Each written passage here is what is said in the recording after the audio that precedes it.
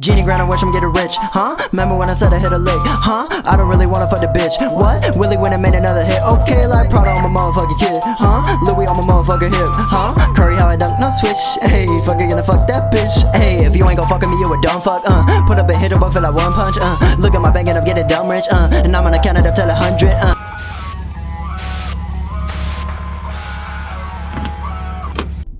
I knew it from the start, what you'd be getting yourself into.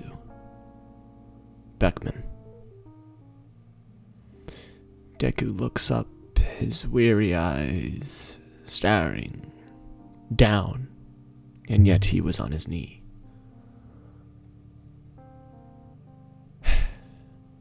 Don't you think it's a little unfair? 50 versus 1. Against an old geezer like me. You really think that this will end all of your suffering? Shut up! He gets up, Deku rising to his feet. However, his body's still limp. All he can control right now is his eyes as they blare red. Beckman, the leader, the carnage, who didn't even come close to Deku's power just yet, rises with his samurai sword. I told you, those were so outdated. As Beckman says, shut up! I said shut up! After we end you, everything will be done. Beckman limping over to Deku's,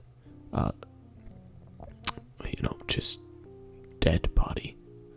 Deku says, all who are watching, for all who hated me for my conquering, my siege, will you allow me one more word?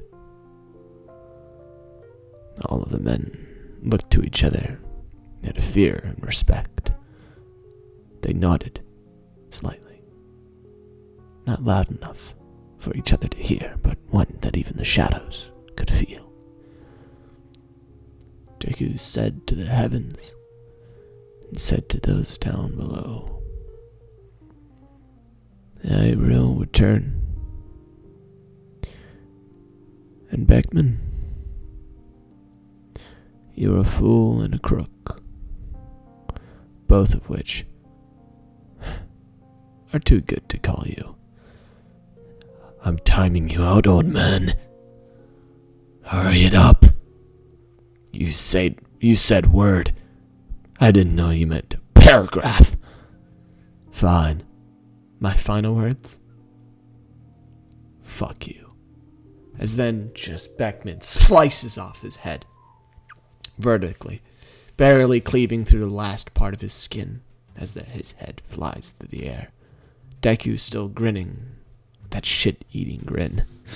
It always stained into, his head. No one understood why he died smiling, how he could. All those he hurt on his conquest.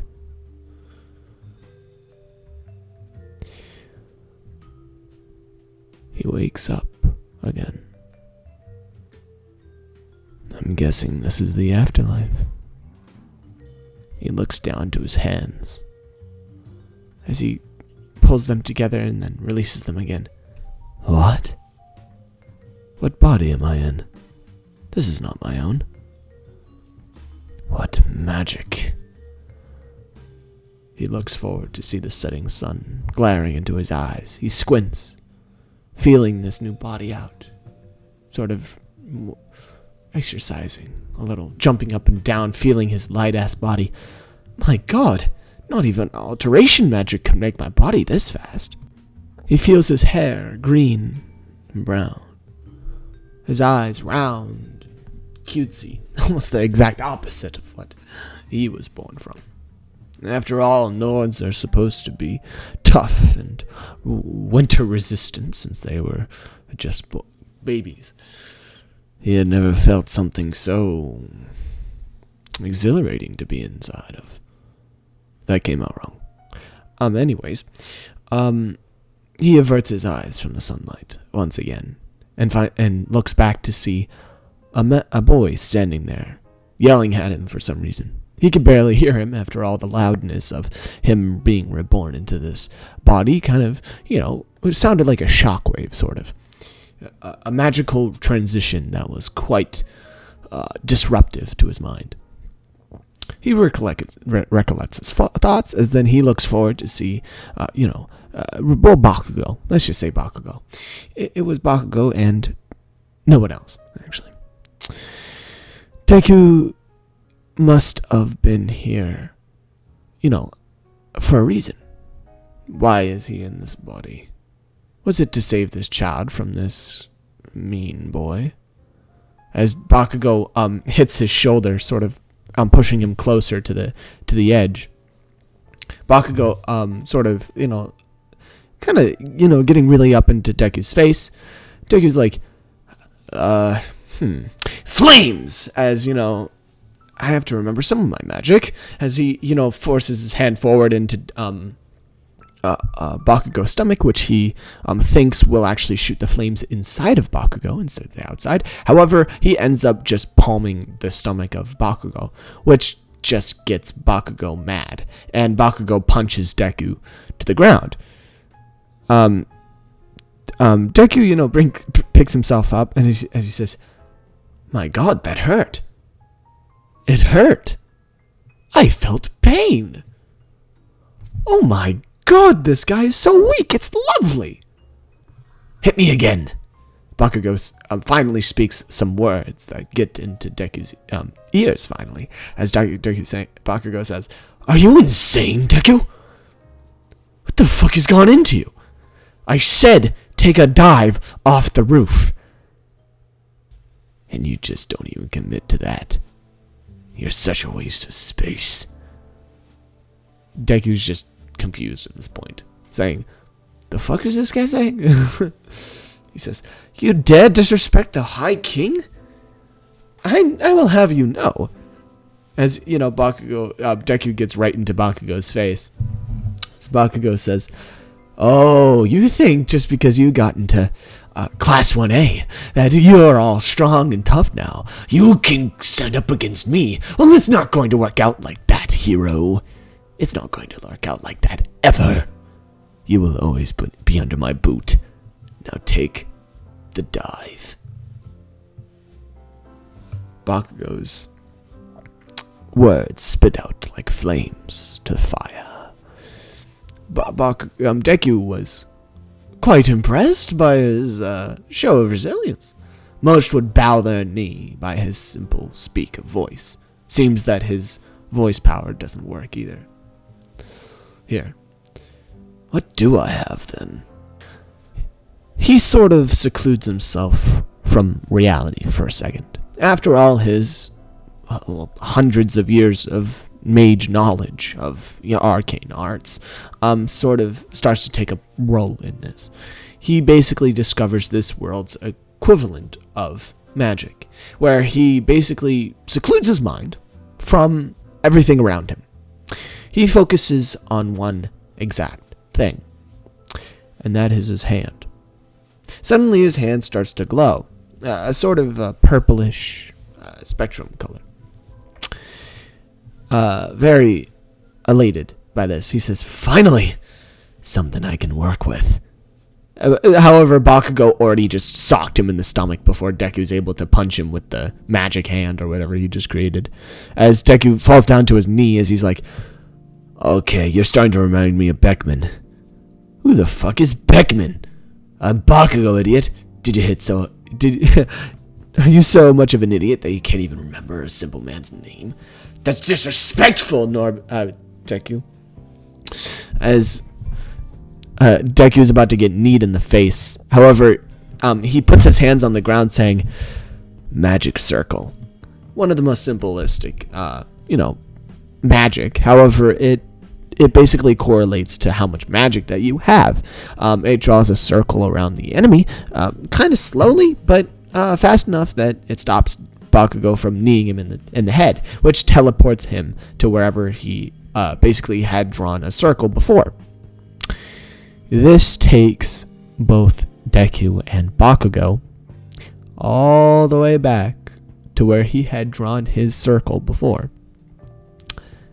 And the last time that he had drawn his circle was to escape one of the dungeons that he had conquered just a few months ago. The final one. As Deku and Bakugo fall from the ceiling down and, crumple under the pressure that, they feel throughout the dungeon. This sort of misty and yet arcanic dungeon filled with magic everywhere. This world is bursting with magic, much more than, the My Hero world. That's all thanks to, of course, Deku's usage of magic and how much he had prospered, all of Skyrim to trying to update to it. He was going to upgrade to all the rest of Tamriel, however, he was cut short by his arch rival. Of course, he instantly notices the dungeon. Picking himself back up, he says, "Oh shit. The dragon." Bakugo's like, "What the hell?" As he picks up his hands with the mud on them, and he's like, "Where am I? The hell did you do, you freak? Tell me right now." As he starts to bubble explosion in his hand. He's like, wait, we need to be friends here, okay? We're not going to survive unless we work together. The fuck did you just say to me? As, Bakugo, that's not exactly in his vocabulary. Bakugo instantly shoves him to the wall. He says, "Teleport us out of here, nerd. Come on. This place smells like shit. Or should I just beat you now?" As then Deku, before he can explain any further, all they hear is a loud rumbling roar. One even thunder raves are, jealous of. It shakes the whole entire dungeon with them inside of it. Some of it starts to cave in. After all, they start, being hit by different boulders as Deku and Bakugo start to make their way around the corner. Finding several draugrs as Deku forces Bakugo to dodge under them and roll. As then they roll into the next room, which was the treasury.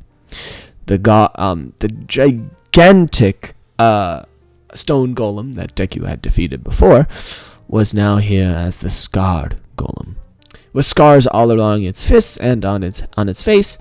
Deku's like, "Oh yes, the one I used torrential downpour on. It's crazy. It actually survived.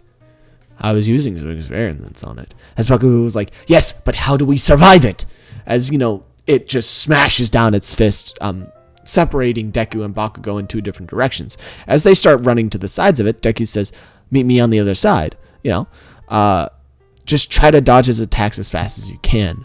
Once you start and dodge towards the door. After all, the door is on the other side of the it's what the golem is defending right now.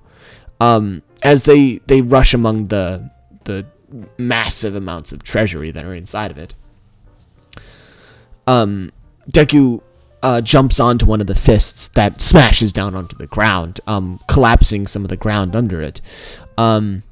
The huge explosion caused from it causes a shockwave, making Deku trip onto the arm of it as he's flung around sideways and forwards and down as this iron golem just continuously throws him all around until he finally gets his hands inside of the golem's arm. Bakugo just says, "You know what? Fuck the door. We're gonna defeat this thing together."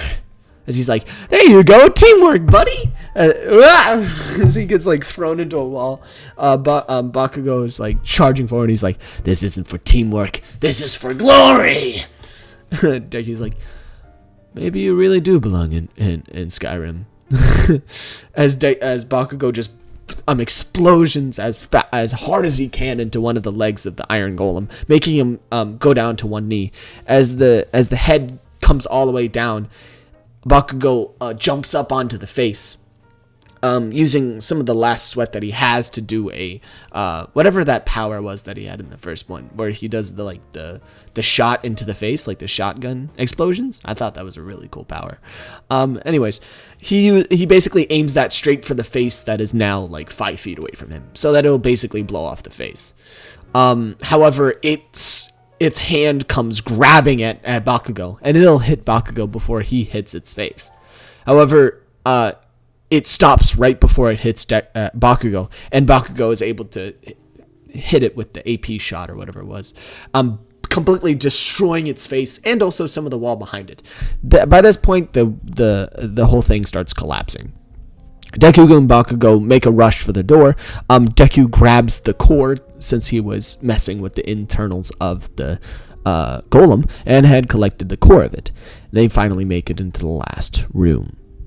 The last room was not collapsed, not even harmed by the outside. It was It was like this blue brimstone. With a simple chest in the middle of the room. All the treasuries back there. You'd think that this is the exit, but no. All they hear is the crumbling of the room outside. Deku walks forward, saying, "This is clearly a trap." Well, Bakugo walks forwards, saying that this is clearly a trap. Deku says, "Not quite. You see, the people who make these are quite good at it. They wouldn't simply just put such an obvious trap in here.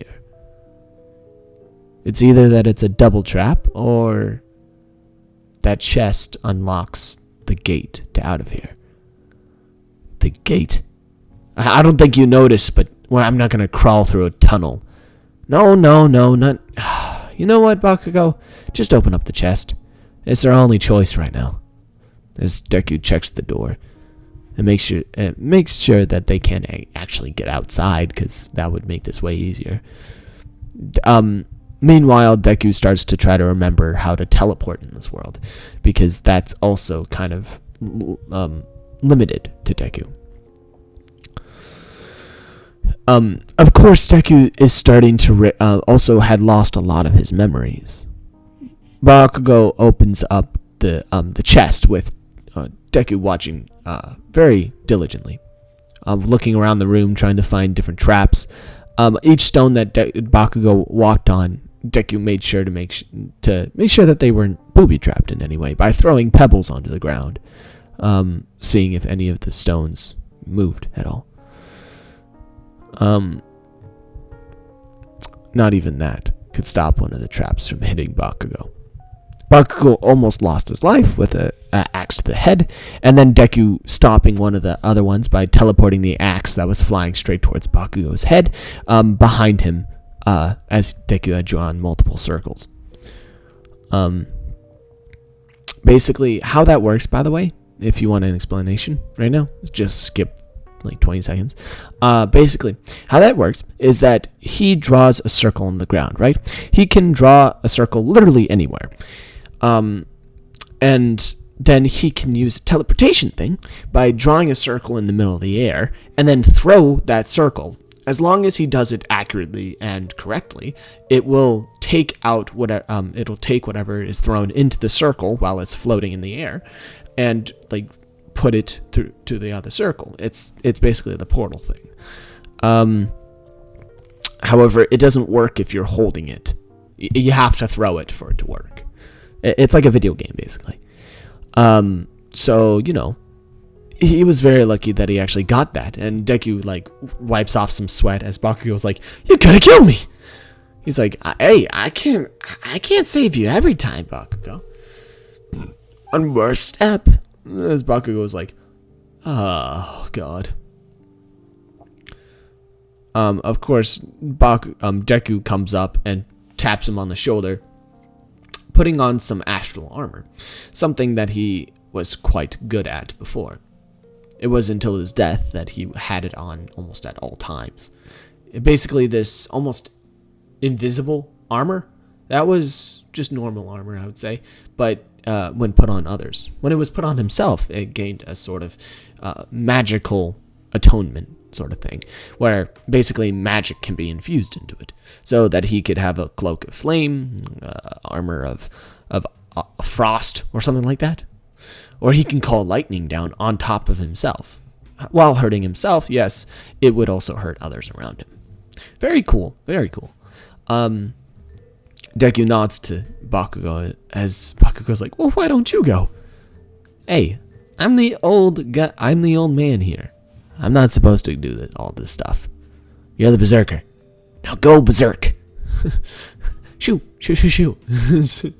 Bakugo's like, Finally getting to the chest, after, figuring out the rest of the traps are not even there, Bakugo opens up the chest, revealing the portal that immediately, takes the shape of the chest. Thank you so much for watching. I think I'll end it off there. Guys and gals, I'll be seeing you guys somewhere sometime.